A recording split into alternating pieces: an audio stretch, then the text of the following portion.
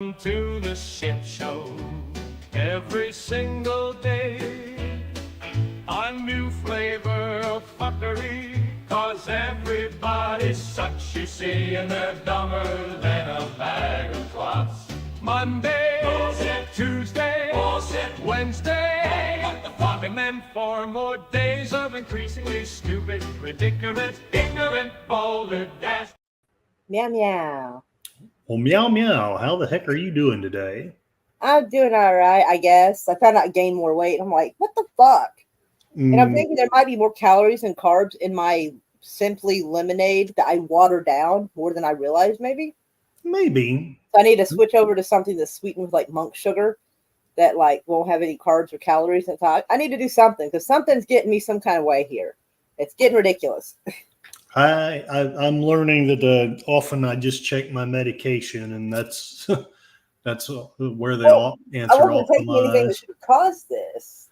And some of the medication that I was taking when I started gaining weight, I'm pretty much not taking anymore. Like half a pill, like every couple of months. So that shouldn't be doing it anymore. You wouldn't think it would. Nope. So what's going on in the world of the news today? Sweet Jesus, it's a fucking shit show. Woo! Woo! Hold on, I need to figure out where my cigarettes went because they were here. What the fuck? I need to figure out what I've done. Son of a biscuit.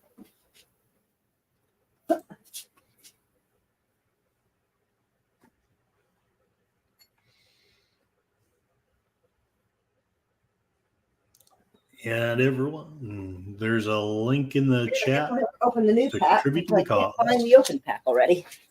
Right. Kind of horse shit, but oh well, I'll just find it when I find it, I guess. Yeah, that tends to be the way it goes. Indeed. Ugh. It makes me my OCD all twitchy when I have an open pack somewhere and I have to open another one. I don't like messing with another pack until that first one is complete. And I'm like, now I'm all twitchy about it. I thought it was like right here. That's why I didn't get it before the show started. I thought it was right where everything else is. I got my lighter, but yeah. One of the cats moved it. And one of the rebellion moves. I wouldn't be surprised. Man, I didn't realize how many people were going to be live today. Like, shit. Oh, no, I get it. Yeah, I was like, dang. I've got my own going with Fade here in about 2 hours, but I think we'll probably have plenty of time. So I will do my best to just kind of zoom through it. Hello, Daniel. Welcome. We are so glad you were here. Howdy, Daniel. Thank you for joining us today. And I have been wolfing down the watermelon. Ooh, I feel plump. Watermelon is good. Apparently, it makes you feel very plump if you eat a lot. I had not quite realized that. All right, tire screen, just because. Boop. All right, so a couple of these will be like local news. Consult the screen of truth. But like some of it, I don't know, some of it just seemed a little odd. Like, might try to get all this later and talk about this, but probably 2025 shit. But anyway, so, all right. So apparently here in Oklahoma City last week, Tuesday, yeah, so last week, apparently a cop drowned.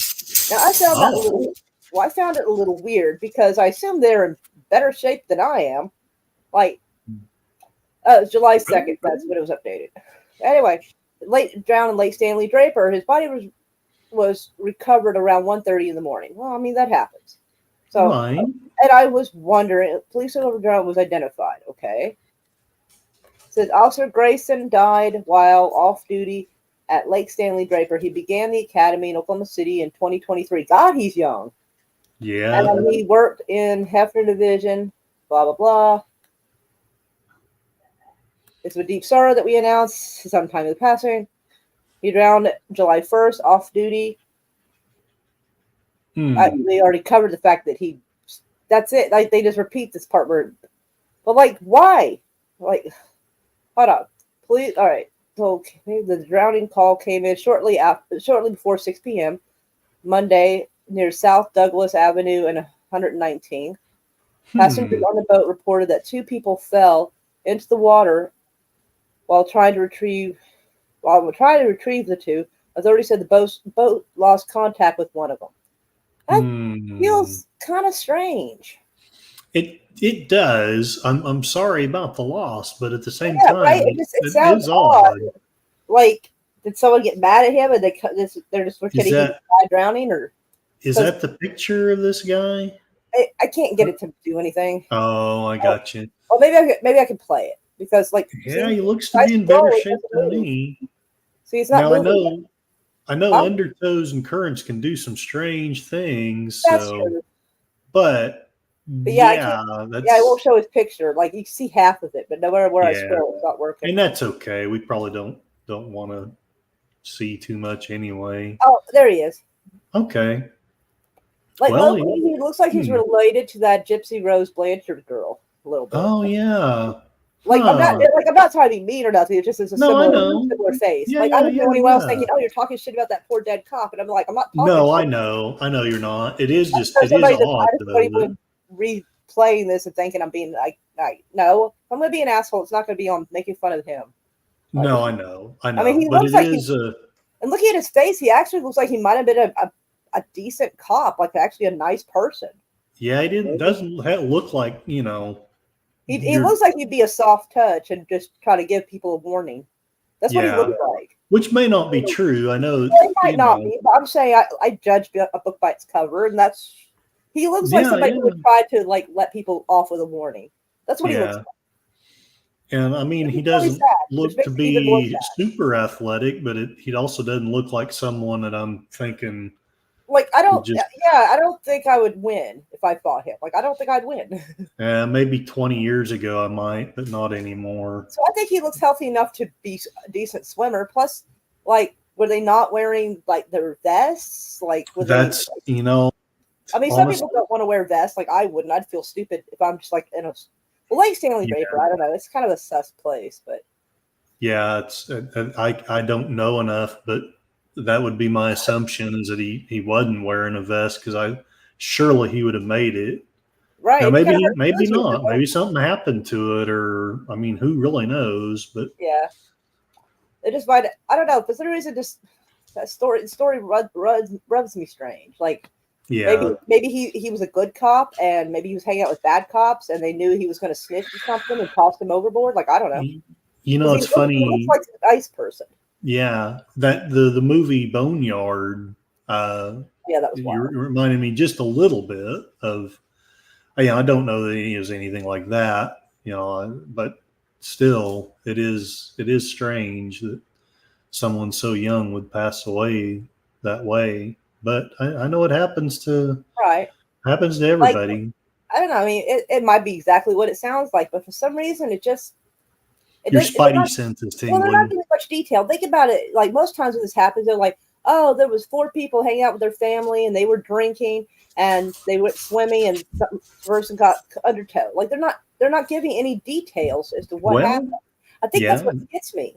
Is they're not yes. saying about they drank. They're not saying that somebody was Yeah, reckless. Like nobody's saying any of those things. yeah, I think it's the yeah. lack of detail that's making me wonder what's happened.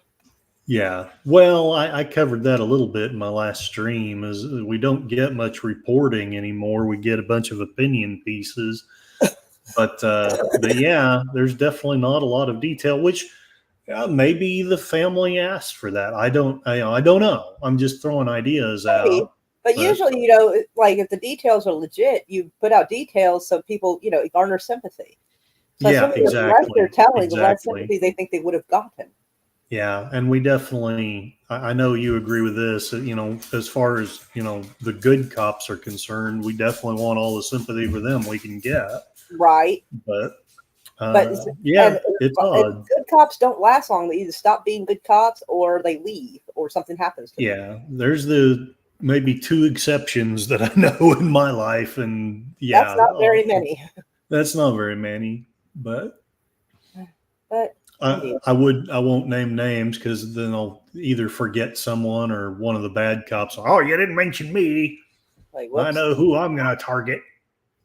If he's a good cop, he won't do that. Yeah. Well, yeah. Fair. I'd like to think it would take more than that to make him turn into a bad cop, just because you forgot to mention him. Well, I was the my straw obscure that broke channel. his back. He was going to stay a good cop, and then he heard this post. And he got lack of a shout out, and then yeah, and he's like, you know what, this is my villain arc, and you're like, what? Yeah, not quite as compelling as Joker's. Anyway, so then there was like another thing that happened the other day, and I find the details weird. So there was like this, I guess this supposedly was some kind of hostage situation or a barricaded standoff or something. Oh yeah, I think I know what you're talking about. But Go the order ahead. they put stuff in was weird. Okay. Right? And as they changed it, I think I screenshot it. Hopefully, and so like, I would. But anyway, hold on. Let's see. Police identify a shooter, officer shot. Suspect killed during standoff situation. The officer was taken to the area hospital after being shot. He expected to be okay after undergoing surgery. So that whole mess. Yeah, that looks like Oklahoma. Yeah. Wait, what the fuck? Is that smoke? What is that? Yeah, this looks like the news segment. Oh, what the fuck? It's not playing it. This is 2 videos so far that have not played. What the fuck? That's strange. Because that video that's supposed to show the guy, like, it didn't play. Yeah, I don't remember the details, but there was some kind of a standoff, and but it's the order that they did things in. The first report seemed a little strange. Police have identified both the officer shot and the suspect at the center of this deadly barricade situation. It was deadly because they killed him, mind you. Right. Like, Oh, yeah. Well, he didn't kill, as far as I know, he didn't kill anybody else. So it's only deadly because the police made it deadly, technically. Anyway, Okay. 9:15 a.m., police responded to a report that a man was pointing a gun at another person inside a home at the 2200 West block of West Eubank Street near Northwest 36th and Penn. Oh, it is a neighborhood. Let's see. But no, that's not it. Yeah. Is that a? Oh, that's 39th, I'm thinking. Okay. Anyway, when officers arrived, police said that they encountered a suspect who was on his front porch from across the street. The officer tried to de-escalate the situation, but the suspect did not listen to their commands and continued going in and out of the home. I would have just gone in. Oh, yeah. I'd have gone in and stayed in. Right, going in and out seems silly. The suspect, identified as 22-year-old Kevon Reagan, then started firing shots at officers, hitting one. The officer was taken to OU Health, where police say he underwent surgery and is expected to recover. The police department identified the officer as Joshua Scott, who is 8 years of service. So he's not a rookie. No. The shooting prompted a barricade situation and a large law enforcement presence, I bet, in the Northwest Oklahoma City neighborhood. Police learned that Reagan had 5 other people, including 3 children, in the home. Let's see. All right, now this is the part we got to pay attention to. Shortly after 11:45, an Oklahoma City police officer shot and killed Reagan while he was still inside the home. So I'm assuming that there was a sniper got him through the window or something. The tactical team then breached the home and rescued 5 people who were inside. The 2 police officers and the U.S. Marshals Task Force members returned fire during the standoff. They have been placed on routine administrative leave for the investigation, which I get. You fire your weapon. Yeah. Let me see if I can find. Let's see. Did I send the screenshot here?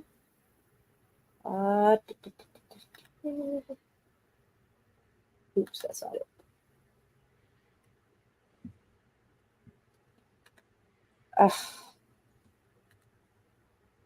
No, that's not it. Let me see if I can find it on my phone. Because I took a picture of one of the article or screenshot or something. I'm trying to find where it's at. Yeah, we should. Oh, is this it? What? My Google Photos has an error? I've been getting a few of those lately. You sneaky sons of bitches. been using DuckDuckGo more and more often because Google's just pissing me off. Well, okay, so it's now missing. That's kind of not good because it was basically a different article showing the timeline was different than what they just reported. They were claimed that they breached the house, got the people out, and then shot him. And now I can't find it. Maybe this is what the article was, and maybe I don't know. Well, I kept this one. Yeah, they do sometimes update things, which I mean, maybe it was just a legitimate error. But now the screenshot's missing. That's what kind of bothers me a bit. Is the screenshot I took is gone.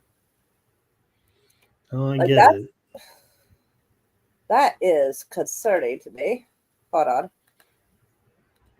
Let me see. Go here. See if I can find it.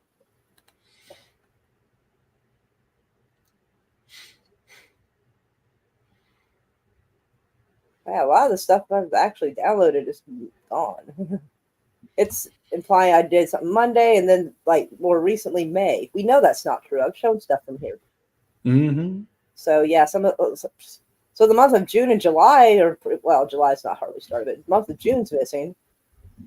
Wow. And shout out to the NSA agent monitoring this blog. Right, motherfucker. All right.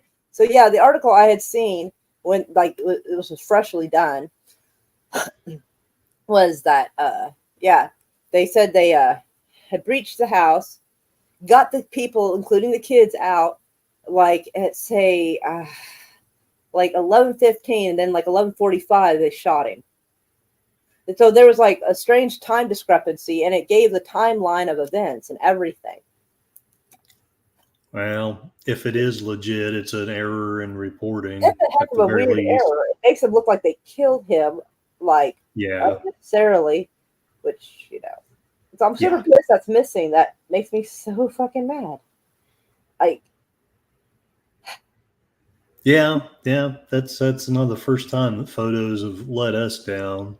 Yeah, this is the second or third time this has happened to me. I'm like, man, people are gonna think I'm fucking extra crazy if shit keeps missing. Yeah, I get it. That's why anymore I just like my last stream, I just put up a few things and ran with it. Right. That, and I get more pushback from my community than you do from yours. So that's kind of fluffed up, but I hear you. Bill Gates. Oh yes, yeah. Bill Gates and the WHO are back at it with a new pandemic situation for 2025. Of course.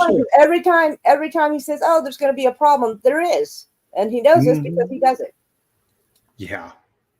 Well, I mean, if I said, "Hey, there's going to be a bank robbery," and suddenly there was a bank robbery, y'all would look at me and be like, "Huh, that's weird." You know what I'm saying? Yeah.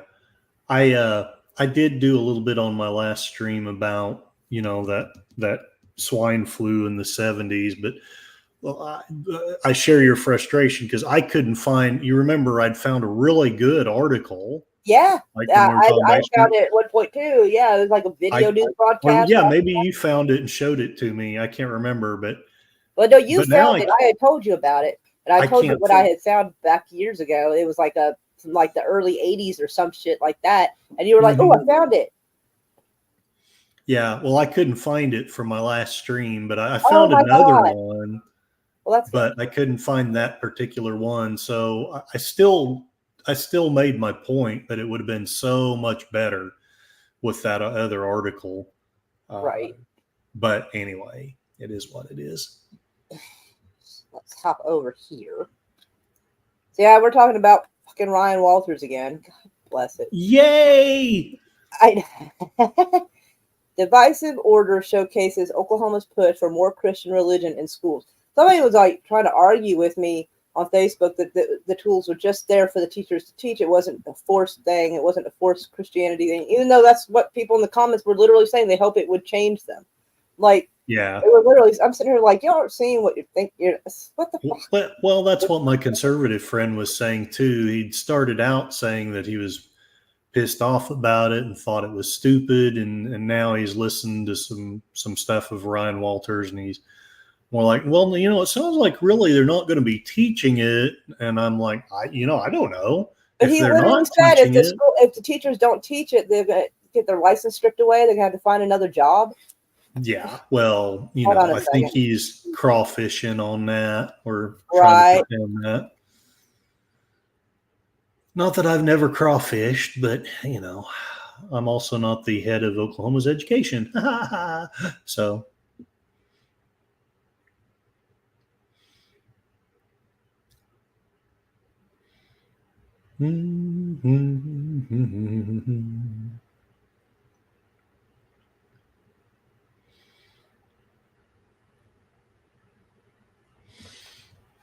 I wonder if I can find that article right now. In fact, I'm finding more and more that I prefer DuckDuckGo to Google. Sorry, I had someone knock on the door. Like, I understand. I guess I'll start hate my it. diet tomorrow. Fuck. Say what? I guess I'll start my diet tomorrow.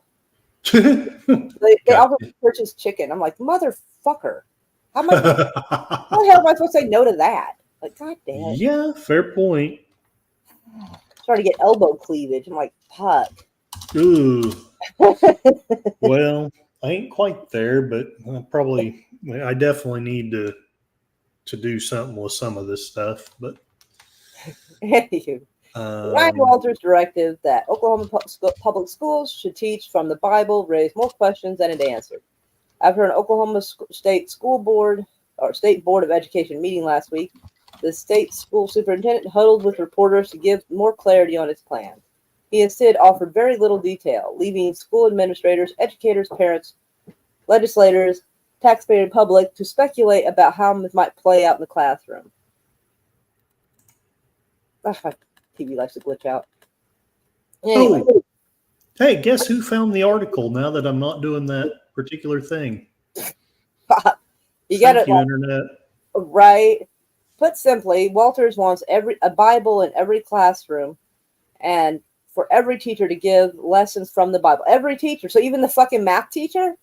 Well, that's the question that my conservative friend has. Well, why would we want to teach lessons from the Bible in a math class? Yeah, is there like science class and math like and before you guys learn about Earth being round, I want you to read Genesis chapter. What the fuck are you going to be doing? Like, yeah, every teacher. I mean, if it's a historical document, shouldn't be the history teacher, or the civics teacher that's relating to government, history, literature, something that like relates. every teacher. Like, the fuck? He's such a weird guy. I don't like him. But I can't do anything about him right now, unfortunately, because he'll just become a martyr for his cause, and somebody else will use his ass whooping in coma state to, like, I don't know, garner sympathy and be like, we'll finish what he started. Like, oh God. Well, I know we can't prove it. If we can get him caught with a hooker cheating on his wife, or even better yet, what was it? Oh, WCCO or fucking somebody said the only way you can lose your career is be caught with a live boy or a dead girl. Yeah. So let's find him a male hooker to put a hand on his leg and we need to find something. We need to fuck this guy up. We do. This guy's got to go, because getting rid of him, like making him disappear, and I don't necessarily mean kill him, but like ship him off in a shipping container to a foreign country or something against his will, they're going to assume he's dead, and he's going to become a martyr for the cause, and they'll be like, oh, he suffered for his faith. We must take up, and then it's going to be fucking worse. My dad always told me, be careful like who you kill, because you'll make a martyr out of them and it'll make it worse. I know that's a weird fucking thing for someone to tell their 13-year-old daughter, but you know what? He's right. His pearls of wisdom are right. Your dad sounded a little bit like my dad. Nice. Dad was fucked up, but anyway, that's neither here nor there. Fucked up. He just interesting pearls of wisdom. He's right though. You know. Yeah, no, he's not wrong in this case. You got So to be we careful got of it. So making we have your. to find a way to like fuck his shit up to where people don't want to listen to him. Maybe get caught with cocaine and hookers or something. Like I don't fucking know. I don't really know what it would take Uh, because basically catching him fucking another dude. Basically, yeah. And the thing because is, if because if he he's cheats smart on his enough, wife, if he cheats on his wife, they'll be like, "Well, that's just what men do," and yeah, God exactly. forgave him, so I forgive him. But you fuck another dude, and you got a chance of ruining this guy.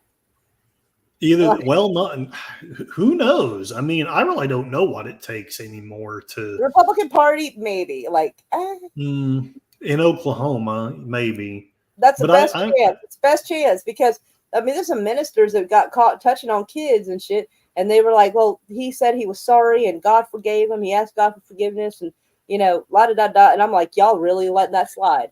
man, So, yeah, I've got a story that I better be careful about not sharing online. But but I'm yeah, just saying, like him being caught with a dude is about the only chance. let's just say, just for hypotheticals, maybe there was a pastor that did some stuff with some kids, just as a hypothetical. Right. And let's say that as a hypothetical, that pastor went to prison and his church and congregation were all about, oh, but he was such a good man and such a great man. And he needs to, we need to forgive. But then I wouldn't speak in tongues. And I don't mean I refused to, I just didn't. I never got it. Supposedly God just I think lays it's a that mass on you. hysteria thing. But I was a bad person and Oh I yeah, was, it's that whole play along to probably get going along. to hell. Again, this is all hypothetical. I'm not claiming that any of this is Right. real, Yeah, but it's fucking weird. yep. The last part is real. You can make up your own mind about what I'm making up or not making up on the other. Right. Maybe I'm just being I would assume melodramatic. that you speaking in tongues is not why they thought you were not a good person. Well, Because if there was usually any that's more, not why they let's just put it this way: if there was any more to it, I really wish they would have come and told me, because at that time I was no, they're just very making it up. They're just squeaky trying to clean. make up some reason because not everybody in there is going to do that. Yeah. No church have Well, I ever gone to where everybody did that. They didn't. So that's man, not a reason for anybody out. So it's got to be something yeah. else. What you're going to see is we have clarity in a state law, talk about religion and its impact on the country, Walter said Thursday. We're going to clarify, which would be a good thing to do. A clarification, I mean, I don't know about the rest, that with the new standards will be rolling out soon, we're going to be very explicit. That means teaching stories from the Bible in grade levels. It means teaching its influence on American history. It all be in a historical context. And He's that lying. He's lying because if it's going to be in a historical context, why are you going to have every teacher do it? Because that sounds fucking weird. Yeah. When asked about which grade levels this would affect, how teachers would teach from the Bible exactly which version of the Bible we've mandated, Walters frequently refers specifics to some future time when Oklahoma State Department would issue more guidance. If you're going in there with a plan, then you should have the fucking answers to this plan. A spokesman for the department did not answer additional questions because they're fucking along. They're figuring this out as they go along. They don't have any idea. All the stuff that I discovered about him not doing his job and not going to meetings and all this, I've talked to my conservative friends about that, and all the answers I get are, well, he's just good at delegating things. And I'm not going to throw it back in their faces on here, but it doesn't leave me feeling any better about him, and I'll leave it at that. Right. The Oklahoman reached out. Go ahead. You go ahead. This is your show. You're better at reading than I am. I don't know about that. The Oklahoman reached out. Thank you very much, by the way. You're very kind. Reached out to several school districts after Walter sent them a memo, but none have responded to questions. Imagine that. Yeah, exactly. Imagine that shit. The move is the latest in a series of efforts that blur the line between religion and state's mandate to provide an education to every child. Oklahoma's lawmakers tried but failed to finalize a bill this year that would have allowed public schools to hire religious chaplains or welcome them as volunteers to counsel students, as long as they didn't attempt to proselytize. The bill stalled in the final days of the session. In February, the state textbook committee said it would begin evaluating textbooks on whether they neglect the importance of religion in preserving American liberties. Let's stop right there for just a second. Okay. So Yeah. they're going to evaluate the textbooks that we already have to see if it neglects any importance of religion in preserving American liberties. So basically, I guess they're talking about getting rid of even more books. See, I hate to say this, the leftists were kind of right because they were free. Now, granted, I understand where the right was coming from because there are some things that should not be in the school books. How to hedge not be in like a 6th grade book. Like, that's fucking weird. But yeah, they're like, they won't stop there. And I'm like, well, let's see. Well, nope, they were right because now and they're going to evaluate textbooks on whether or not they neglect the importance of religion in preserving American liberties, which means if that book doesn't meet the standard, I assume they're going to be tossing that book out too. So because like, why would they be reevaluating the books unless they were planning on culling some of those books out? And so, yikes. I get that we reevaluate the books on a fairly consistent basis, but let's just make sure they're updated and shit. Yeah, you don't want your student opening some out of date history book and it's and it says civil rights thing being listed as a trouble's a coming. Obviously that would be bad, but they're wanting to know if it basically covers a religion enough, and if it doesn't, it sounds like they're going to be tossing it out. This is getting completely out of hand. The leftists were right; they weren't going to stop. And so, that's what I'm afraid of and too. Weird. That's why I really feel like we need the left and the right, not just one. We do. No, we 100% do. Somebody kind of called me out on my last stream about not talking more about Fox. The reason I don't talk more about Fox, though, is because I used to do that and nobody cared, nobody listened. And while I was trying to ahead at the time, and now they realize there's something to hear about it. Yeah. Well, and the thing is also, as much as I'm griping about my right-wing friends, they seem to be more reasonable than my left-wing friends.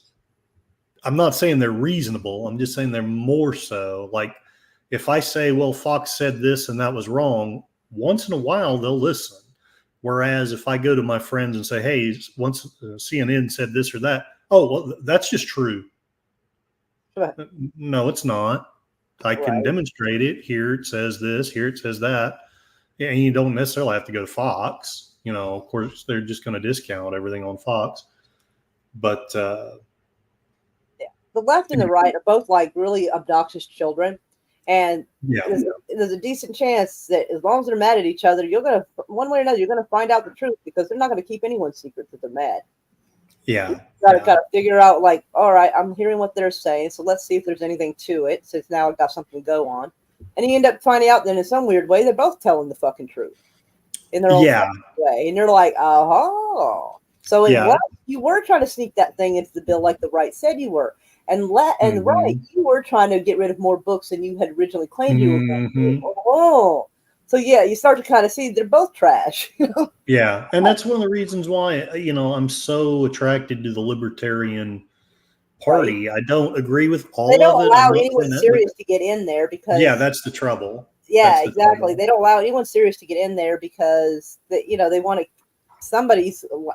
There's probably multiple somebodies. I want to make sure it never gets too big. Yeah.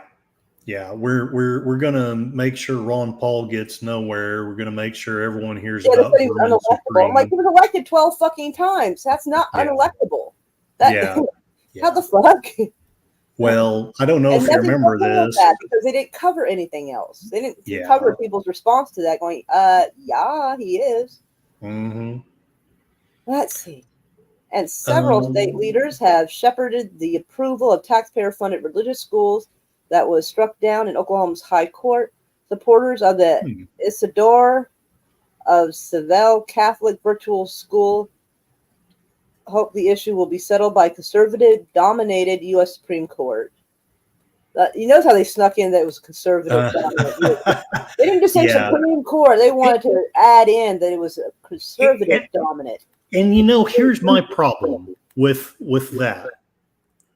Okay, fine. I'll concede. We have for the first time in my lifetime, we have a vaguely, and I know my liberal friends will take issue with me saying vaguely, but to me, it's only a vaguely conservative court. It's 5-4. Am I right? I don't remember, to be honest. So, well, if I'm wrong, I'm wrong. But It we might, had it we might, it had might, it liberally dominated for the previous 30 or 40 years they didn't before do much better. this. They didn't really fix much of anything with that either. No, they didn't. Let's see. But Walters is anyway, strong. Oh, sorry. Walters is strong no, among that's it. voters who identify themselves as very conservative. These Mhm. are the voters who like Trump and want Oklahoma to be like Texas, in that our courts are battleground to advance political conservative values nationally. I got the national part right. Anyway, consultants who previously served as advisor to Governor Stitt. If Walter's political strategy is to fight in the courts, he will be judged long term by whether his legal case was viable in the high courts and has spurred legislative change.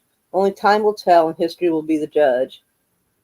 Except that history usually gets pretty fucked up by whoever wins and writes it. State Republican Jacob Rosecrans, a Democrat from Norman and a member of the House Common Education Committee, taught 8th grade U.S. history and 10th grade world history before being elected. He said he said talking about major world religions is already in education. I did not know that was already an education standard, but okay. He has Well, I used the would- Bible just as visual aid to compare, contrast other religions, but didn't dig into it. So I want to see. All right, so I don't know how much like religion is actually talked about in schools. Yeah, I Because don't. Rosecrans here says that it is, but that could just be the Norman schools because I don't know if it had much of that in Deidre's schooling because she'd only had me help her on certain things that she needed help on. So Yeah. I didn't see all of it. But I mean, since we're going to try to make everyone do it, I don't know what it's going to be like for like Epic that Deidre goes to. At first blush, Rosecrans said he thought it was another one of Walter's inflammatory intention getters, which is what pisses me off about him the most. But anyway, but the fact that it seems mandate is what caught his attention. He questioned how it would be enforced. The word mandate changes everything about the whole statement, and really just the strong wording in the memo itself. Strict compliance. Oh, I always love those words. Oh, I know, right? All this very strong language with not really any way to enforce it and a real lack of details. Yeah, with Walters, that is an ongoing cycle. Indeed.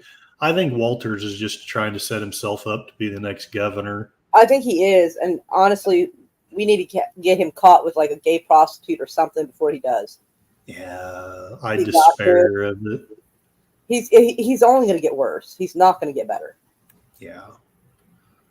A Democrat from Oklahoma City and a teacher of 10 years said the memo is disingenuous, especially given the current laws that intersect religion and public education.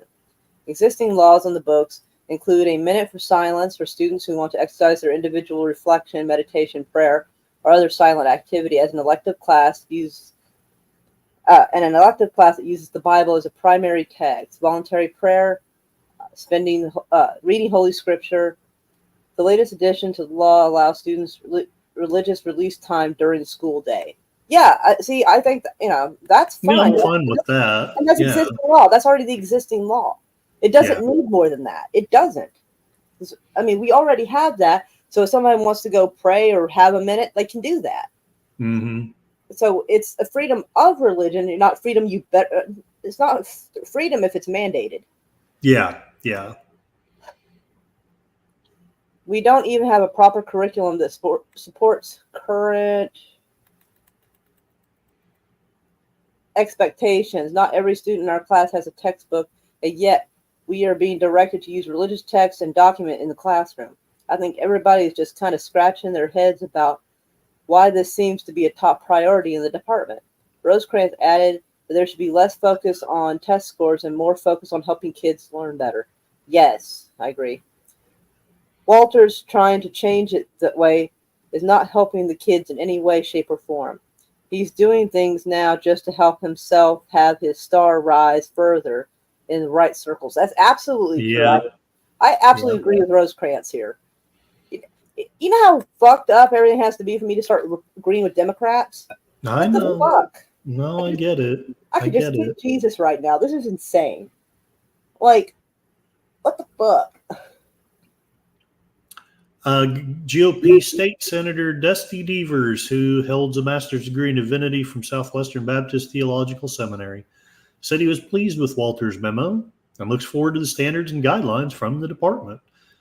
Devers said he heard from teachers and parents in his district who questioned how it would be taught and whether the teaching of doctrine and theology was mandated, which, please God, I don't want the state teaching theology. And not because I don't want people saved, and I'm not saying that I don't want people reading the Bible. I don't want the state telling us what to believe. His understanding of the directive is that doctrine and theology will not be taught. It will not be taught from a denominational perspective. Well, okay. It will instead focus on the Bible's influence on the world. And then that would be a history book, not necessarily a Bible. Yeah. And again, like I said, I mean, this is why people have churches and Sunday school and theology colleges and shit. This is why we have those things. When we talk about the separation of church and state, which again, a lot of people think it's in the Constitution, it's not. The founding fathers were writing a letter to each other, and that was mentioned in there, but it was not like, as they would say, codified into the Constitution or anything. So people keep tripping on that. When we talked about the separation of church and state, we are not talking about the separation of truth and state. The truth is that the Bible is fundamental to the society in which we live. It is one of the many reasons why it ought to be included in Oklahoma curriculum. But it's been changed so much. The Vatican has most of the fucking books that were supposed to be in there. Well, yeah, there is but they're that. Not going to teach that. They have 7 million books in the Vatican Library, which I'm not saying that to criticize them. I know people that I are will like, also criticize the Vatican. They're a bunch of fucking freaks. There's definitely things to criticize. Oh, yeah. But the Reverend Stephen Hamilton, pastor of St. Monica Catholic Church in Edmond, was a member of an independent advisory committee that presented Ryan Walters with several recommendations last year, including the recommendation that copies of the Ten Commandments be displayed in every public school classroom. Well, the Ten Commandments isn't that big of a deal to me. Yeah, I don't mind. Almost all the religions tell you don't kill folks, don't be like acting jealous of what other people got, don't be disrespecting your parents. Like that's a common one most religions would be okay with anyway. I do think the left got too far they got freaked out too much about that one. Yeah. I'm like, God, that's not, you can't die on multiple hills. You got to find the one that matters. Yeah. Hamilton said the group called the Oklahoma Advisory Committee on Founding Principles met several times to come up with those recommendations. They have not met since their final recommendations were submitted to the State Board of Education last year. So, okay. Right. We have a society that's, he weighed in on Walter's memo to school superintendents, noting that he was sharing his personal opinion on the matter and not as part of the advisory committee. Hamilton said he understands there are legitimate questions people have about how the First Amendment is interpreted. See, I think it's funny how he said it was his opinion, not as an advisory committee way. I'm like, what the fuck ever, dude? You know he's going to take it as that. Well, true that. Although I can't remember. I think Walters is some kind of a Protestant, but I don't know. Yeah, you pretty much have to be ordained to run for office in the Republican Party. Oh, well, yeah. It doesn't say that, but like literally almost all of them are ordained. Well, I'm ordained in the Church of Dudism, so sign me up. We have a society that's become very secular. Anytime religion is brought up, it jumps to what I will call kind of a knee-jerk reaction about the Establishment Clause. But it doesn't seem to give equal weight to what's also in the First Amendment, which is the Free Exercise Clause, Hamilton said. Yeah, but like how much free speech do kids have in school? Right. The Establishment Clause refers to the line of the First Amendment that says Congress shall make no law respecting an establishment of religion, and has generally been interpreted as prohibiting government from favoring one religion over others. It's often used as evidence that the Founding Fathers wanted a separation between activities of church and state.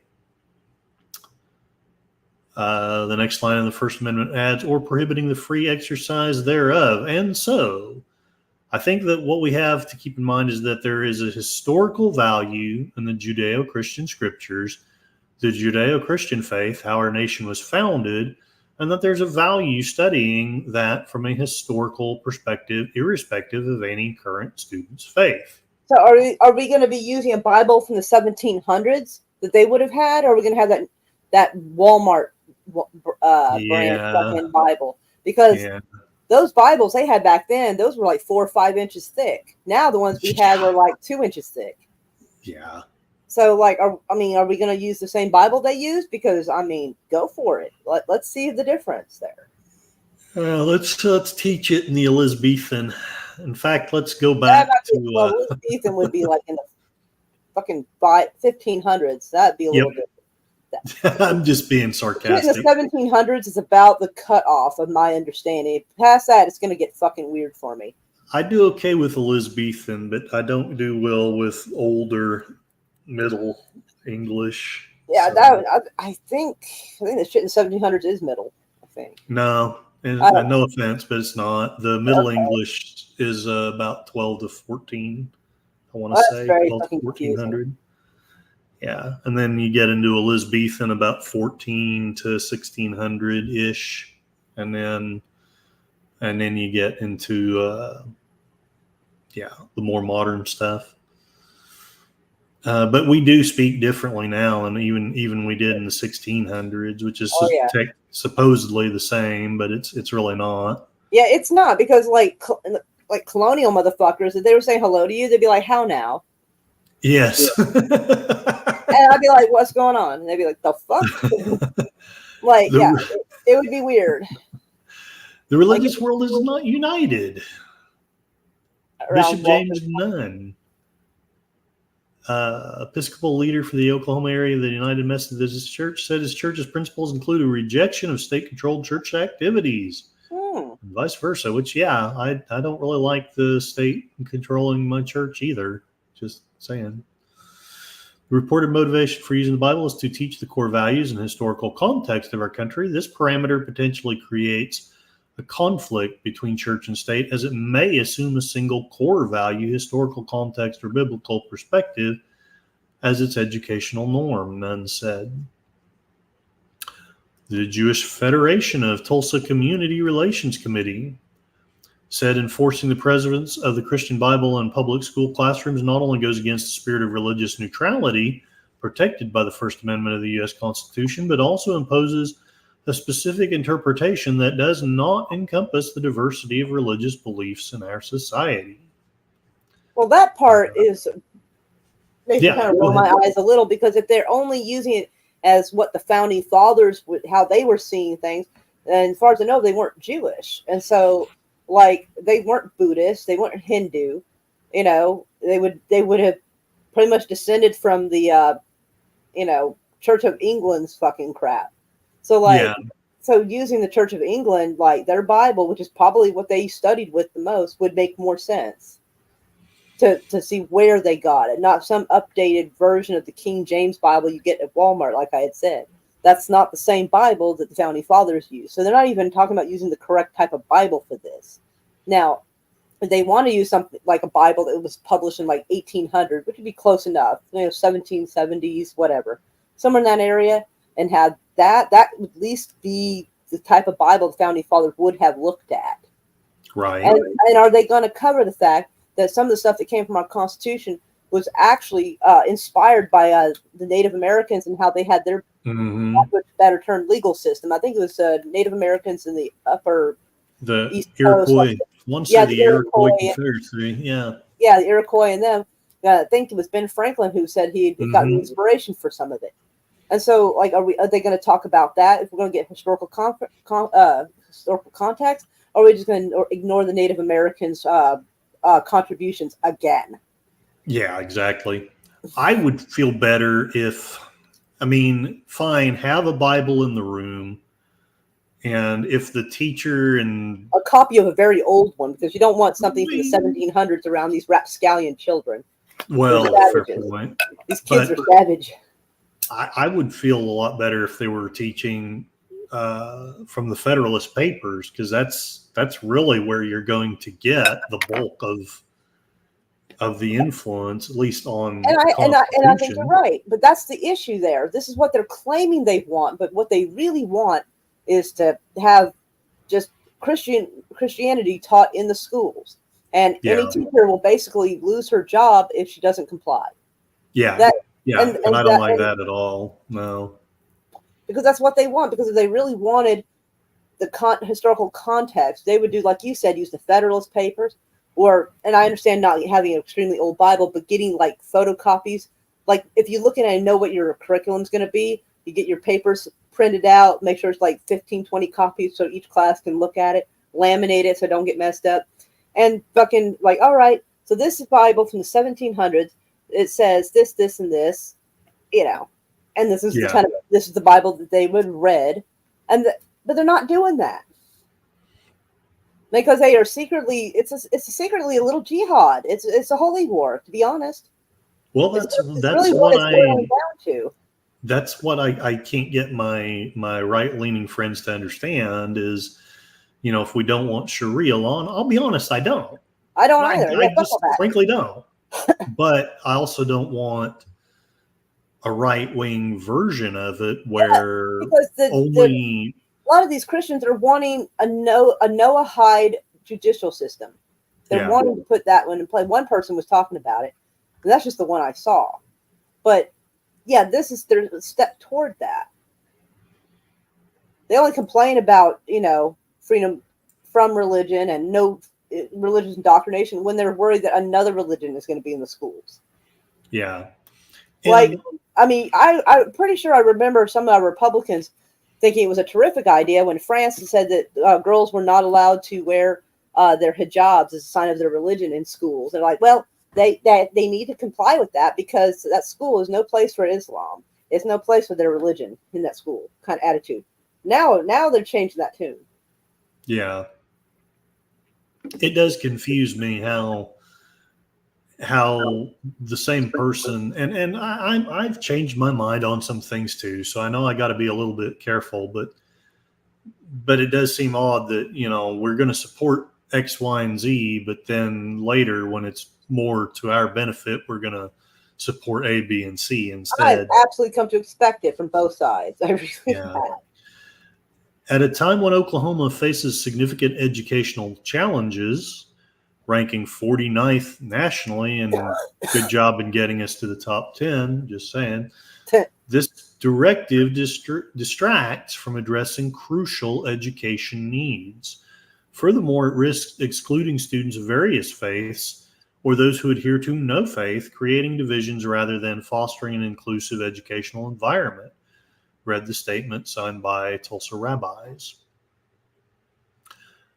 The Oklahoma chapter of the Council on American Islamic Relations, which, we talked about that before, about what was his Yeah, name? Bennett? Yeah. yeah. Well, anyway, a chapter of the nation's largest Muslim civil rights and advocacy organization called it a dangerous encroachment on the Establishment Clause by supporting the teaching of a particular interpretation of the Bible as truth. As the Constitution outlines, religious freedom allows for the academic instruction of religion in subjects such as geography, social studies, and history, said KROK Director Adam Sultani. To require religious scripture, regardless of which one it may be, to be incorporated into lessons in our schools, however, is a clear violation of the Constitution's Establishment Clause and infringes on the rights of our students and their families. Exactly. So, yeah, I mean, I would be just as angry if we got, say, an Islamic governor like they had. Anyway, I won't go down that rabbit hole. But they would be changing their tune about having religion in schools if the governor was Muslim. yeah, and then all of a sudden we've got Qurans being taught, and Oh you're yeah, not they would supposed to flip believe the out. Bible. And it's weird Yeah. because the very people who think this is important to have in schools are the same people who were running around like 5 years ago burning Qurans. Oh yeah, yeah, and I think that's interesting. and yeah, I have my emotional reaction to 9/11, but having said that, Right. But I didn't really have one as much as far as like, not trusting Muslim people. That the individual people, yeah. Then it pretty much no. any of that pretty much would have disappeared when I found out it was our government that pretty much did it. I'm like, Yeah. I'm like, Well, that's that crap. helped change me too. Also, I learned about, Because even if they are what they said they were, like our fucking radars and shit let them get away with it. Even when yeah, they went off exactly. course, they did fucking nothing about it. So they still let that fucking shit happen. And now we've got this You can't porous necessarily blame border. the bull in the China shop, and you should blame the person who put that bull in the China shop in the first place. But yeah. All right. Next story. Oh, yes. This silliness. So basically, yeah. Basic. All right. Red states, religious mandates for school. Ignore basic history. I'm curious. I want to hear. An opinion piece. Red state Republicans have revived a long-running conflict over religion in the public schools. In doing so, they have created an ahistorical justification for the Supreme Court to immolate long-settled precedents. First, Louisiana adopted a state law requiring that a copy of the Ten Commandments be posted in every public school classroom. Not to be outdone, Oklahoma's superintendent of public instruction then announced that the state's Board of Education would require public school teachers to use not just the Ten Commandments in their instruction, but also the Bible. Normally, we could say with confidence that both measures would be struck down by the court simply because the Supreme Court already struck them down decades ago. In 1980, the Supreme Court ruled that a Kentucky law requiring the posting of the Ten Commandments in classrooms was unconstitutional. The court's ruling against state-mandated Bible reading is even older than that, a 1963 decision striking down a Pennsylvania program. We no longer live in normal times.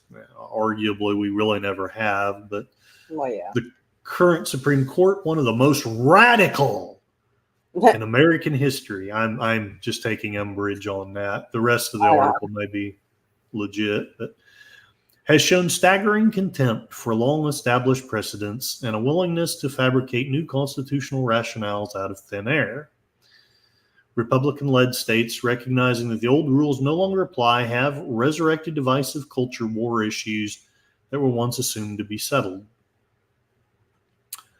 In an apparent effort to provide the court's conservative majority with enough pretense to cast aside precedent, the new requirements in Louisiana and Oklahoma have been framed in an unusual way. The previous rulings by the Supreme Court naturally deemed mandates to promote the Ten Commandments in the Bible as plainly religious in nature, and therefore clear violations of the First Amendment's ban on the establishment of religion by the government. The new requirements coming out of Louisiana and Oklahoma, in contrast, have been crudely disguised as secular efforts to teach children key aspects of American history rather than fundamental tenets of the Christian faith. When Republican Governor Jeff Landry signed the Louisiana measure, for instance, he argued that posting the Ten Commandments could promote civics to public school students. If you want to respect the rule of law, he said, you've got to start from the original lawgiver, which was Moses. No. The law's language likewise argues that religious texts are somehow essentially secular, claiming that the Ten Commandments were foundational documents of our state and national government. I can see some of what they say, but I can also see. I don't think Moses was the original lawgiver either. Well, yeah, he brought down a new set of laws. It was supposed to be a new set of laws that were written down, but it's not like that religion and stuff didn't have laws before that. Yeah, if you really want to be technical, the original lawgiver was, to my knowledge anyway, was Hammurabi from we're probably not going to talk about that. Mesopotamia. But yeah, we don't want to deal with that. So the law's language, that doesn't work on what they actually want to do. Yeah, exactly. Well, either side, right? To be honest, because neither side's really going for truth or accuracy or scholarship. They're both going for an agenda, and that's the only issue I have with this article is, even though I agree in principle, I don't want this thing the person ends up opening a can of worms. It might not be easily closed. Yeah, exactly. The law's language likewise argues that religious texts are somehow essentially secular, claiming that the Ten Commandments were foundational documents of our state and religious government. Well, like I said, a lot of what our inspiration came from the Iroquois. Again, I don't know if they're going to talk about that. And it's just like when they accused the left of being groomers and going after the kids with indoctrination. They're doing the same thing. I mean, they're not. Well, Exactly. I hope they're not touching on the kids, but they're wanting to get the kids young and teach them about the Bible. And like, it should be the parents' job. It should be the parents' job going to church, Sunday school. Parents and churches, yeah. It should be that. 100%. No, I think the Republicans are starting to let go of the idea that the parents should be raising the children. They want to make sure the state is the way they want the state to raise the kids. Hey, So I give her it's some really about the control. I give her some kudos. She does mention the Code of Hammurabi, so. Oh, hello, Mr. Hey, Cheewood. Matt Cheewood, how the heck are you doing, sir? Exactly. It is a matter for the family to decide. Absolutely correct. Yes.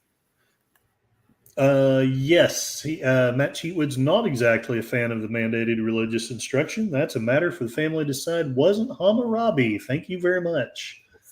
The original lawgiver, and he also brings up the English common law, which, depending on who you listen to, there's aspects of English common law that go all the way back before England was Christian. Again, depending on who you talk to.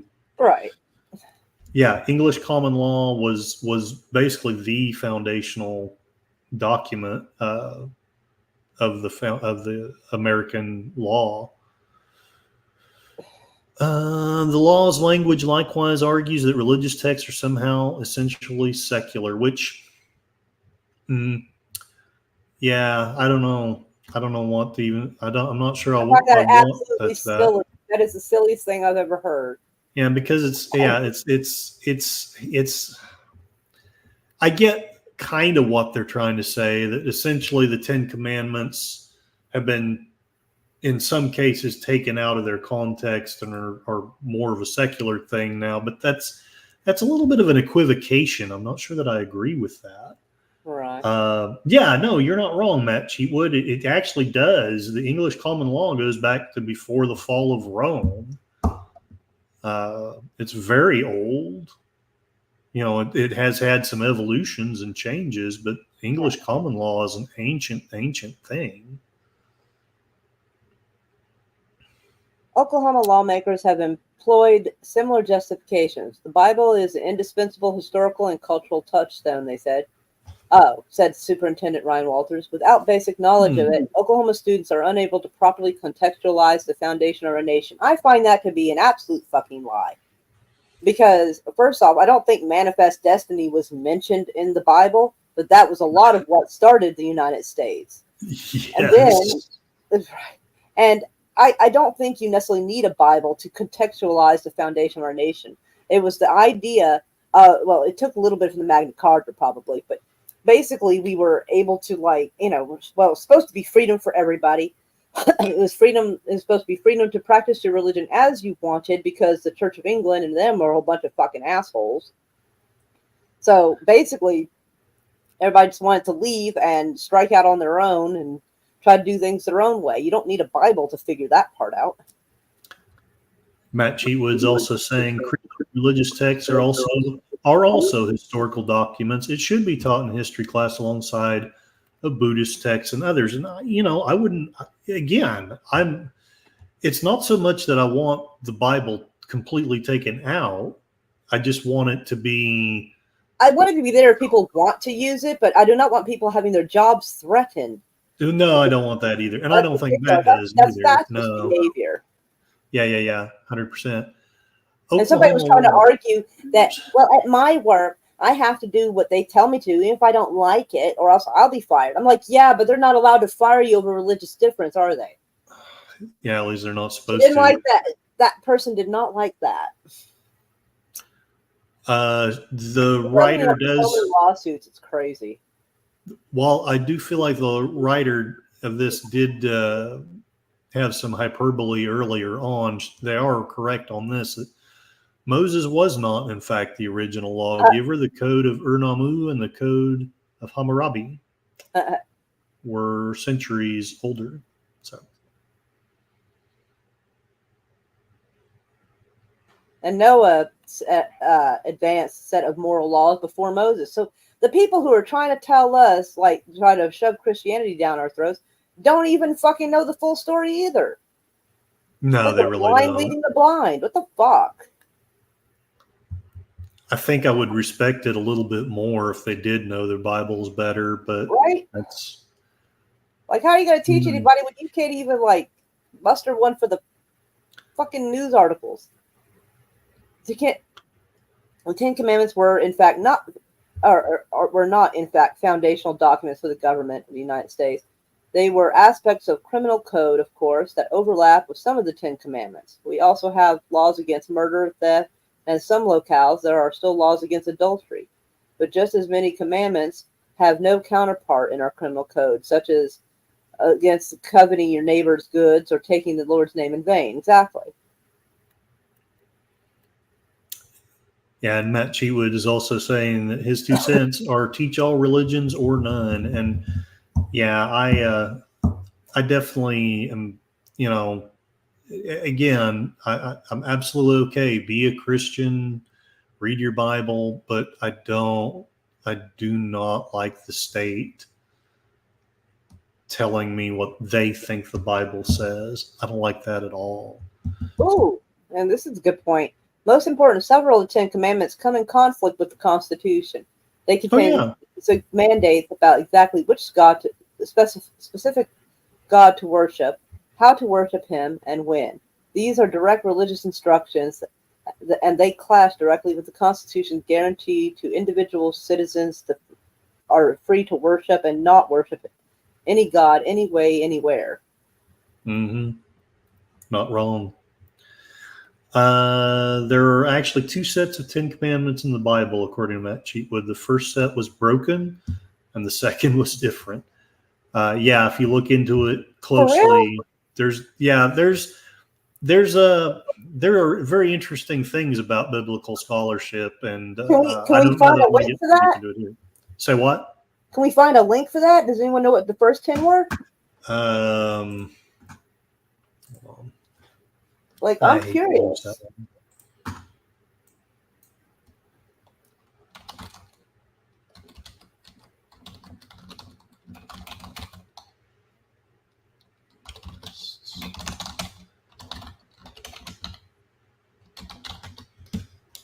Oh, so it's the founding. All right. The Bible, likewise, the Bible was not, in fact, an indispensable historical touchstone that now must be taught to students if they are to understand the founding of the United States. The founding generation was quite diverse in its thinking on countless subjects, including religion. Some were deeply influenced by it, others not at all. Thomas Jefferson, I did not know this, so it wasn't famous to me. Thomas Jefferson famously took a razor blade to his Bible and cut out anything supernatural. Yes, he did. I had no idea he'd done that, actually. Yes, he did. It's very controversial. A lot of Christians try to claim he didn't, but he did. And that's just all there is to say about it. I'm going to leave that link here in the chat. Later, because that's crazy. Yeah. But there's also 2 different. There are also 2 different creation stories if you look very closely. Oh shit! And I'm not saying that to invalidate it. I'm just saying. No, I just didn't know. Your scholarship, people's scholarship, has got to be more legit.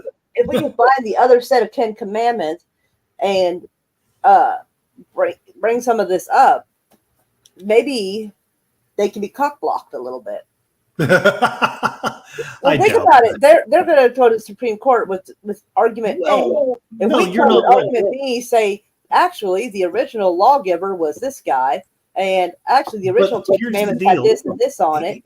Respectfully, all of this is known by the legitimate scholars, but we don't have legitimate scholars.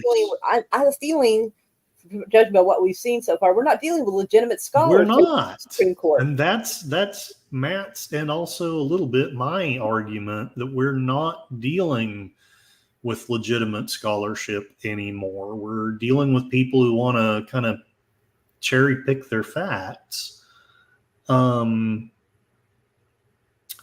Yes, Matt Cheatwood is saying that one version of the creation is heavily influenced by Egyptian mythology and the other one by Mesopotamian.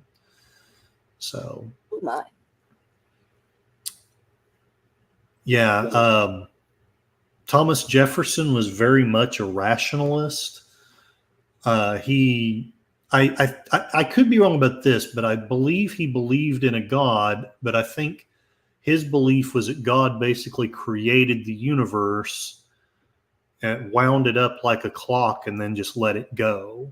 And that there That were sounds no. weird, but I've heard worse.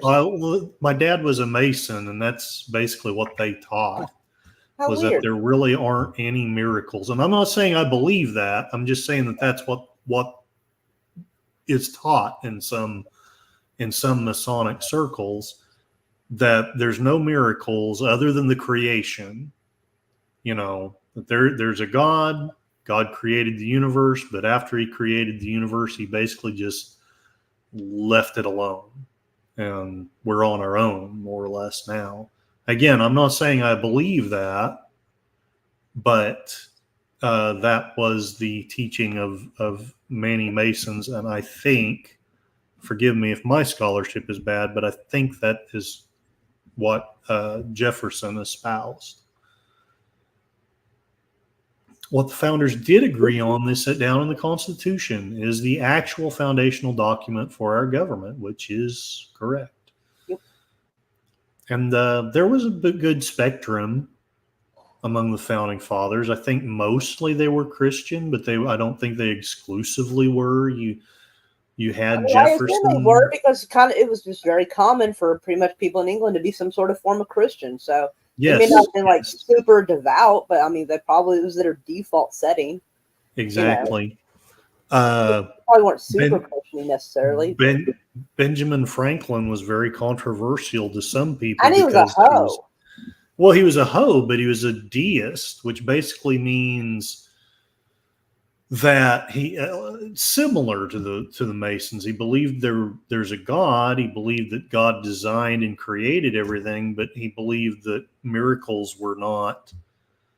I won't go so far as to say they didn't exist in his mind, because I'm not sure that that's what he believed.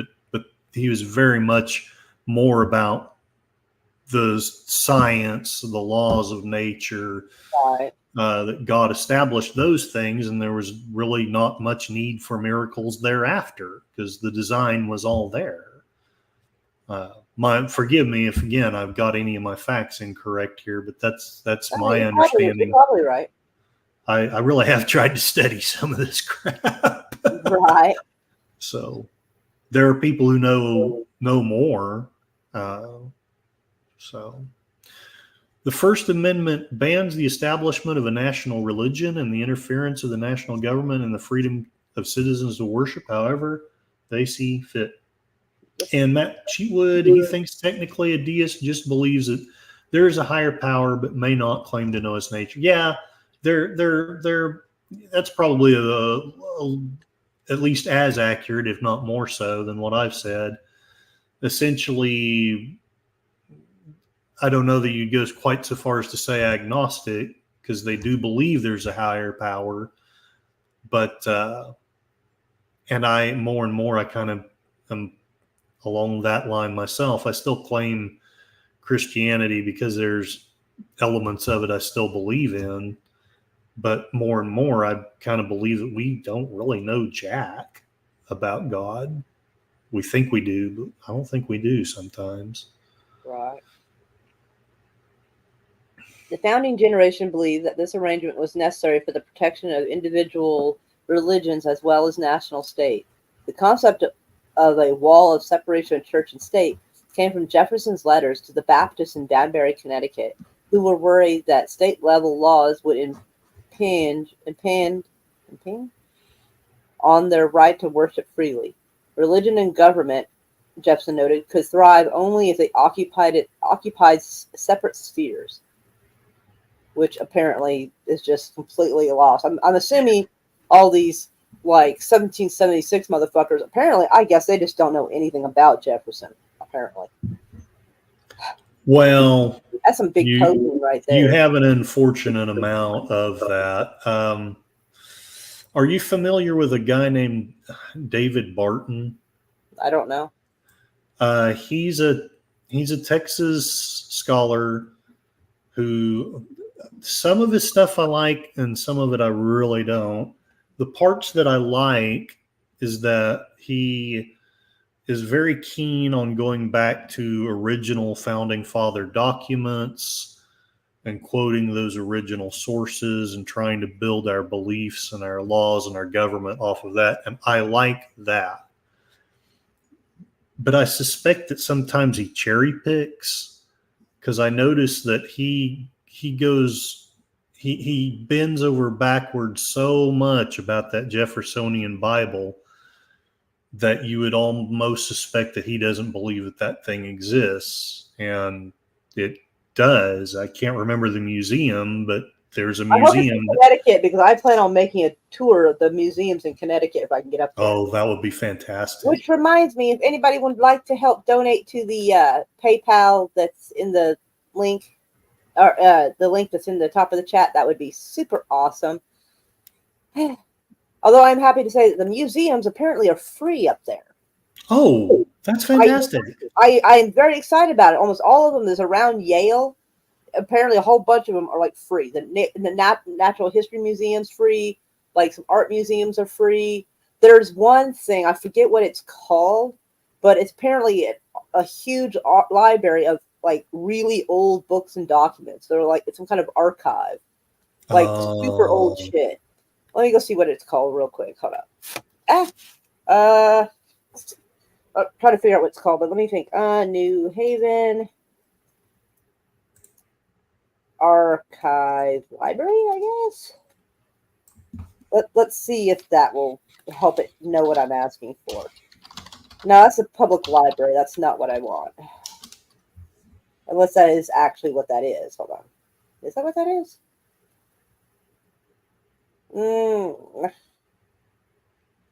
the Yale University Art Gallery. That's free. I've been looking them up, so I'm pretty excited about those being like for free. What is this? New Haven Museum.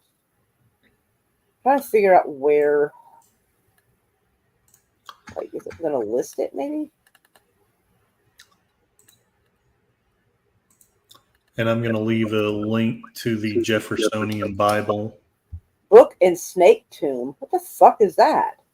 Ooh. Sounds weird as shit. Some memorial library, but I think it's supposed to be somewhere this direction. Benjamin Franklin College. What? There's a college that close to Yale? What the fuck? That's crazy. Let's see. Well, somewhere in this fucking mess here, there's this archive thing. And so I'll have to find it later. But yeah, I'm going to go absolutely fucking ham on that shit and see what I can find.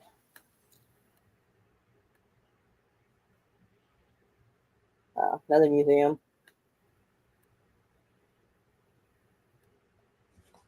Temporary art. Yeah, I can't believe how all these museums are like fucking free. I was like, And they have a Haven hot chicken. Sorry, I'm son of a biscuit. I suppose they do. I do suppose they do.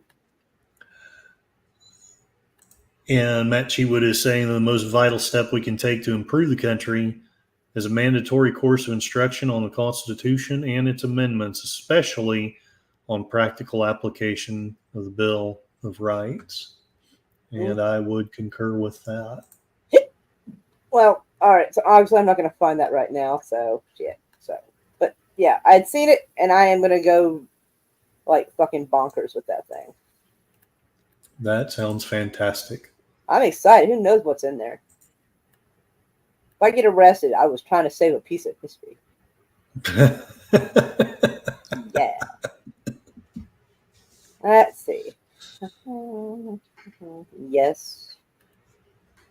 Anyway, but back to this. And this person says right here, if the Republican leaders of Oklahoma and Louisiana were so sincere in their desire to teach students about the foundational documents, They would post Constitution on the classroom wall Yes, or, the Bill of Rights.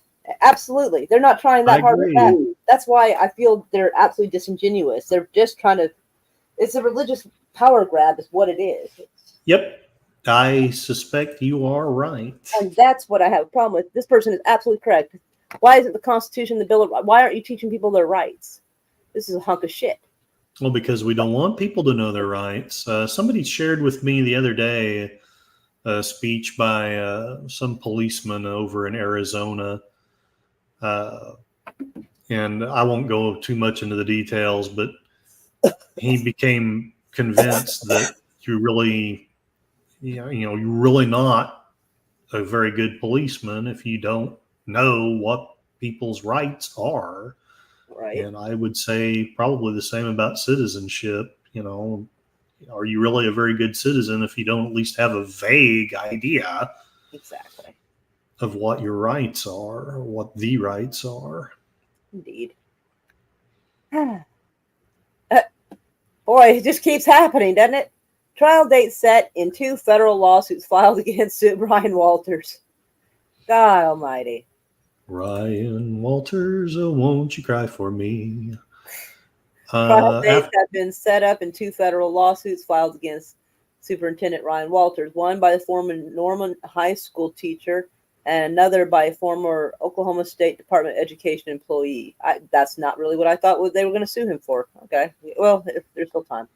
what are they suing? Wrongful termination. Well, yeah, I don't doubt Oh, he's done some of that. I wouldn't be surprised. Someone wasn't Christianing hard enough. Yeah. At a hearing Wednesday in Oklahoma City, U.S. District Judge Stephen Freud set April 8th, 2025 as a trial date in the wrongful termination suit filed by Janessa Boynty of Edmond, who's, according to Boynty's attorney, Leah Roper, Boynty accused the department and Ryan Walters of firing her for speaking about the importance of mental health resources. Wow, you fired someone for bringing attention to mental health resources. What the fuck? That is amazing. Wow. Meanwhile, the court documents show that U.S. Judge Bernard Jones set date June 2025 in the defamation lawsuit filed by the former Norman teacher Summer Boisman. Seems to be 2 women he's had issues with. I wonder if they turned him down and he decided to ruin them. I wonder. A hearing on a 3rd lawsuit involves a 3rd one. God. Filed by a more public school student who was held Wednesday in the Cleveland District Court in Norman, where a judge agreed to impose a protective order filed by the student against Walters. What? I don't know. Boismer and Walters have long been at odds. Boismer resigned from Norman Public Schools in 2022 after drawing attention to her protest against House Bill 1775, an Oklahoma law that prohibits schools from covering certain concepts on race and gender. In her classroom, Boismer covered shelves with red butcher tape and posted a sign in black marker, books the state doesn't want you to read. I She remember also that. posted a QRL code to the Brooklyn Public Library, which gives students access to banned books. It gives them access to whatever books the Brooklyn Library has. Right. Boismer sued Walters in federal court in 2023, claiming posts published by Walters in his public account on X when he served as Governor Stitt's Secretary of Education contained false and misleading statements, including that Boismer had been fired from Norman Public Schools, that she had distributed pornography to students, and she had sexualized her classroom. Yeah, I heard a little bit about that. Boismer said in her lawsuit she was a teacher rather than a politician or public figure. When those statements were published, Walters had said his statements don't constitute libel or defamation, and has cited multiple defenses, including those related to his First Amendment right to free speech. So he's using the fact that he's using free speech to, it's not libel, it's free speech. Wow. Well, if I say it, it's free speech. If you say it, then that's libel. I guess. Walters asked for the case to be dismissed, but in April, Jones declined to do so, allowing it to move forward. According to the court documents filed since then, the parties in the lawsuit expect legal discovery in the case to last about 8 months. The court has set a deadline of March 2025 and that possibly the settlement is poor. Those same documents indicate the case in Jones' trial docket for June 2025, and the length of the trial is expected to be 4 days. Timothy Davis, an attorney for Walters, didn't comment on the case when reached by the Oklahoman on Wednesday. Brad Henderson, an attorney for Boismer, and a scheduling order was issued by the judge, and that would set the pretrial and dates for next summer. That's crazy. Isn't it? Ryan Walters is just fucking terrible. Oh, he's one of my heroes. I want to grow up to be just like him. And yeah, this is I still see that's a what? It says Qatar Gate. It's funny how they add. Yeah. Leaked documents reveal DUA funds meant for Prime Minister Netanyahu. The Middle East Research Center. Huh?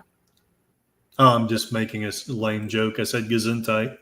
Oh, the Middle Sorry. East Media Research Institute released a second round of incriminating documents which shed more light onto the funds that were allegedly ordered to be transferred from the Doha to the Israeli Prime Minister Netanyahu, which is claimed to have taken place twice in the last 12 years.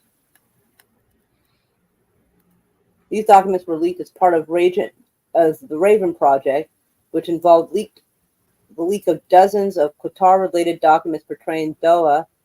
What is that? Yeah, I would like to know that too. Apparently, it's not going to explain that. Qatar money defiles the world. Sorry. I think it's what to do with it. With political and military figures across the world. According to Reuters, the documents originate in the leak led to ex-NSA agents working for actors in Qatar's rival neighborhood, the UAE. This round includes 2012 classified top-secret letters from the Qatari Prime Minister and Foreign Minister Sheikh Hamad Jassim. That's a lot of a name. Fuck. Fuck.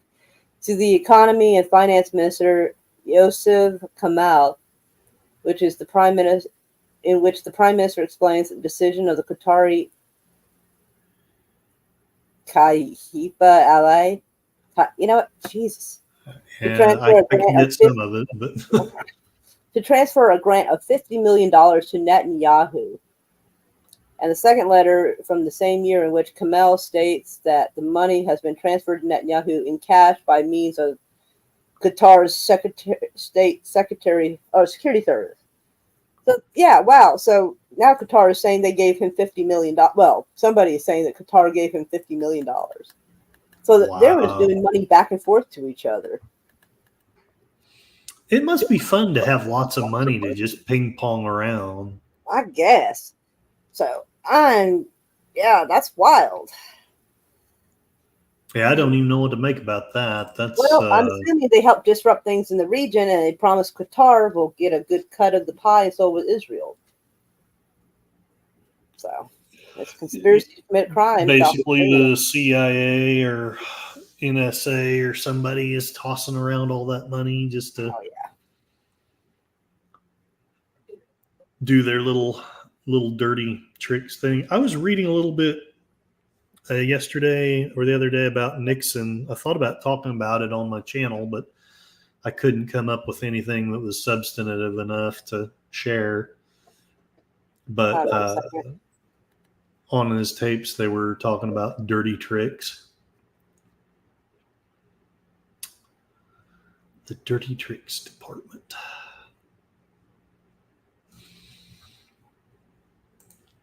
And I know Matt Cheatwood is also saying we have several generations of American citizens whose understanding of the constitutions and their rights comes almost entirely from TV and movies. And sadly, that's not wrong.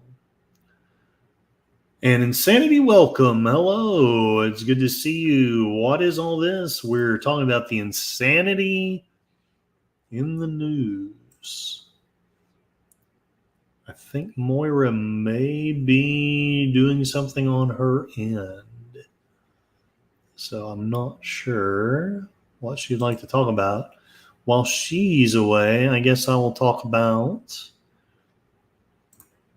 why Thomas Jefferson created his own Bible, because that's the last related topic that I have up in my feed. Let's make sure the chat's not doing very much. Yes, Insanity welcome. It is indeed business as usual. The government and the media giants are basically trying to lie their way out of hell and make sure that we obey. According to Smithsonian Magazine, great religious books are often inseparable from tales of their discovery, whether it is Joseph Smith unearthing the golden plates that would become the Book of Mormon, or Bedouin shepherds stumbling upon the cave-hidden jars that yielded the Dead Sea Scrolls. Part of the significance of some sacred texts is derived from stories presenting the possibility that they might have never been known at all. The Life and Morals of Jesus of Nazareth, popularly known as the Jefferson Bible, is another such book, completed by Thomas Jefferson 200 years ago this summer. This article was written in 2020, so 200 years ago in 2020. The infamous cut-and-paste Bible remained all but forgotten for the better part of a century before an act of Congress brought about its publication in 1904. Since then, it has been as controversial as it has been misunderstood. And I like to always say that I am not an evil man, I'm just misunderstood. The 86-page book, now held in the collections of the Smithsonian's National Museum of American History, is bound in red Morocco leather and ornamented with gilt tooling. It was crafted in the fall and winter months of 1819 and 1820, when the 77-year-old Jefferson used a razor to cut passages from 6 copies of the New Testament, 2 in Greek and Latin, 2 in French, and 2 in English, and rearranged and pasted together the selected verses, shorn of any sign of the miraculous or supernatural, in order to leave just the life and teachings of Jesus behind. Jefferson, who had suffered great criticism for his religious beliefs, once said that the care he had taken to reduce the Gospels to their core message should prove that he was, in fact, a real Christian, that is to say, a disciple of the doctrines of Jesus. And I don't think I can share this, but there's a beautiful picture of the book. I wonder if I can get that to you guys. Share screen. I'm at least going to try.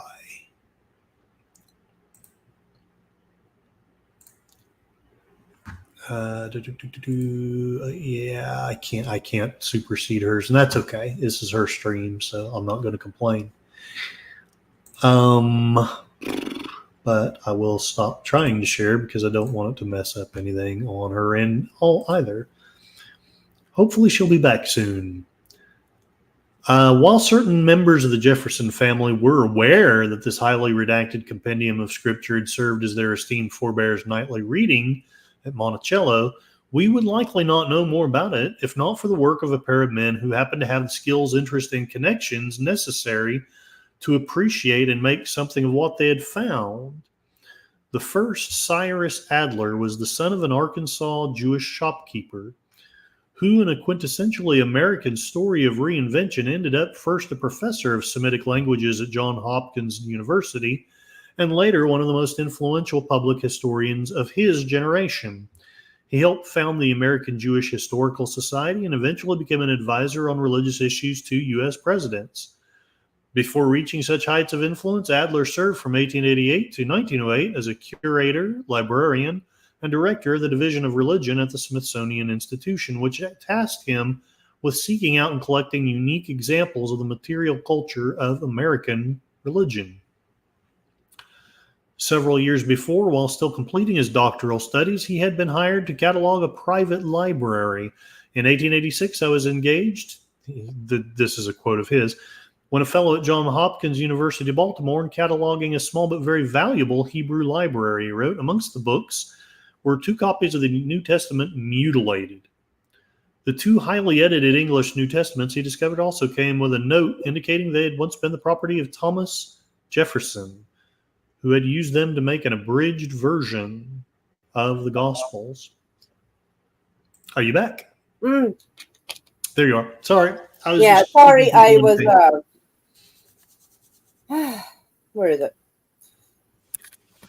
I was told there was some church's chicken to be had, so I had to run and get that. So sorry. Now you're making me hungry. Now.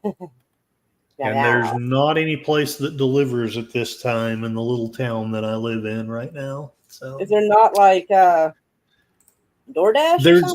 No, there's not. There is a pizza delivery place, but the last time I ordered from them, I didn't get the pizza for 4 hours, and Damn. so yeah, I've decided that it's just not even.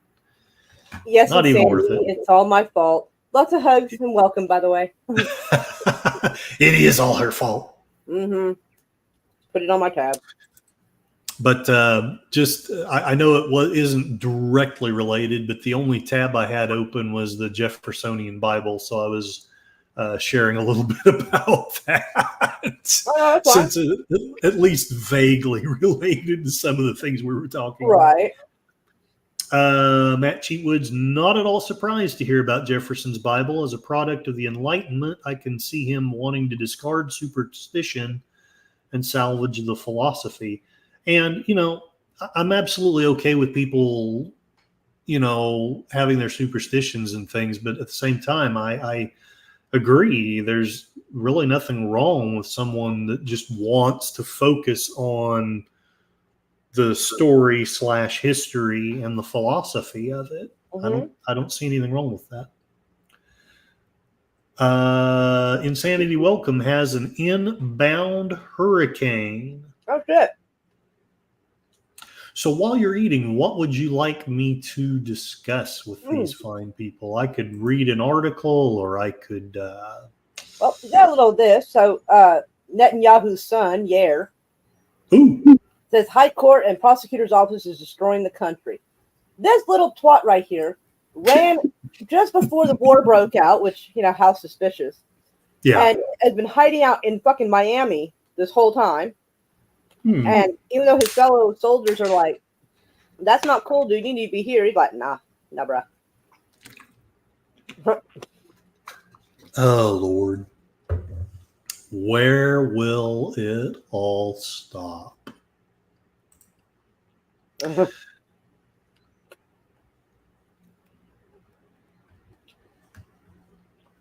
what did you have next on the agenda? I could probably look that up.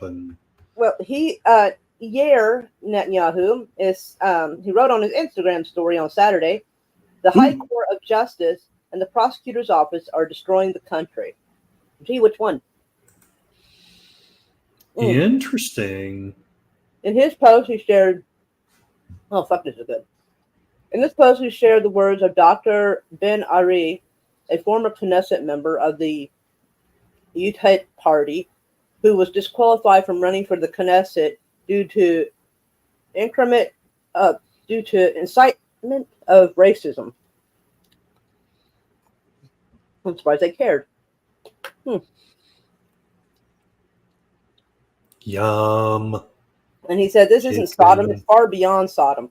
To murder a Nakba terrorist. Where do these words come from? On October 7th, hundreds of children were burned, set on fire. No, they weren't. It's still. They're still saying that fucking narrative. That's already been debunked. Well, the children that were set on fire, there was like 3. They weren't like set on fire.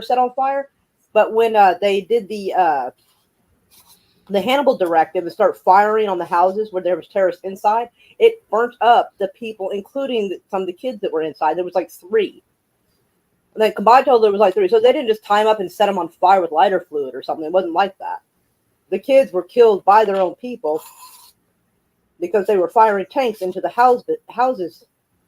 That's what killed the kids. Gotcha. But Israel was saying that Hamas did it because it's basically they see it's the same thing, because basically it's like someone doing something really crazy and then going, look at what you made me do. This is your fault. You did this. You made me do this. that's why they're saying with such confidence that Hamas killed them, because they're blaming for Hamas for them doing this objective or operation to kill their own people. Mm-hmm. Fucking chicken is amazing. Holy shit. Oh. So Pierre can go fuck himself. If I ever end up in Florida or anywhere that kid is, I'm gonna throw shit at him. Like, boo, bitch, boo. Like that ugly old lady from the Princess Bride. The Princess Boo! Bride. Boo! Like, Bow down to her. Bow down to the Queen of Slime. Tensions with Iran spotlight Israel's hidden nuclear arsenal. I have been bitching about them having a hidden arsenal and them not wanting to admit it for ages. They weren't supposed to technically have one, but they started developing one after Kennedy was killed, because like that, right after they killed him, they got their hands on a bunch of like uranium or something. Oh my! And they've been going at it ever since. Some of this crust is a little crunchy. Ow! But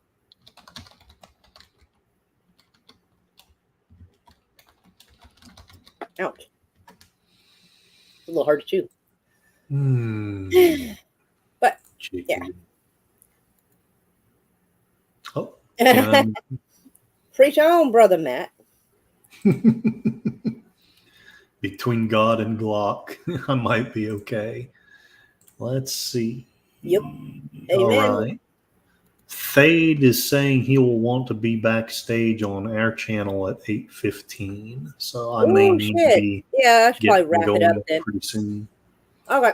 Well, okay, everybody, we're gonna wrap it up because it took me a lot longer to go through those articles than I thought, and I still have a shit ton. Like a lot. Like whoops. So yeah, so we're gonna wrap it up and we're just gonna continue on like later on, like another day or so. Okay. I know Monday I have a job interview. Hopefully no one at my work sees this. But so I'm out Monday, but I mean, I know you can do it on your own and what have you. But if you want me along, I'm out Monday. I might go for tomorrow. I don't know. Okay. Yeah, I don't think I have any. I need to get my freaking lawn mowed, but other than that, I don't really have any plans for tomorrow. Our friend just like snapped loose and he bought some ferocious fucking weed eater thing. Nice. Our side yard had like 6 foot of plants growing. Now that shit is leveled now. I'm like, holy crap. That's fantastic. It's like we're in the very middle of a fucking crop circle. Like, holy shit, that stuff's flat. Like, it's got all knocked down. I was like, damn. Well, I would like to thank Daniel Berry Sports Highlights and Matt Cheatwood and Insanity. Welcome. Hopefully I've got everybody for coming along and sharing some insights and commentary. Thank you very much, Moira, for having me on here. I'm always glad to have you. Thank you very much. I hope, I'm better than a poke in the eye with a sharp stick. Well, yeah, I feel like that bar is a little low. I mean, I think it's pretty fun to have around, minus the whole eye. Stick. Okay, very good. No eyes, no sticks. Got it.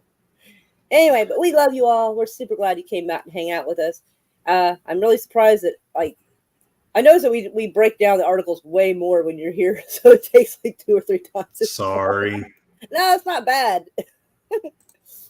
But anywho, we love y'all. Y'all are awesome. And much love. That's right. I gotta stop sharing screen.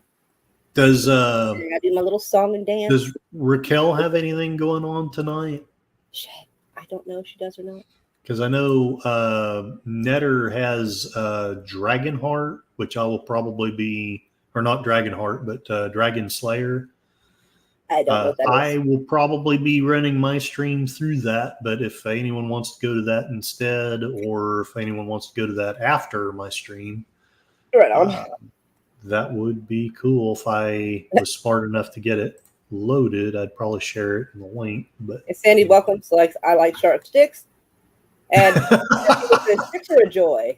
Y'all are adorable. Sticks are a joy. It's just so cute. Sharp sticks are what made the world go around for a long, long time. All right. Well, we'll play our little outro, and yeah. Welcome to the ship show. Every single day, a new flavor of fuckery. Cause everybody's such, you see, and they're dumber than a bag of clots. Monday, bullshit. Tuesday, bullshit. Wednesday, and then 4 more days of increasingly stupid, ridiculous, ignorant, balderdash.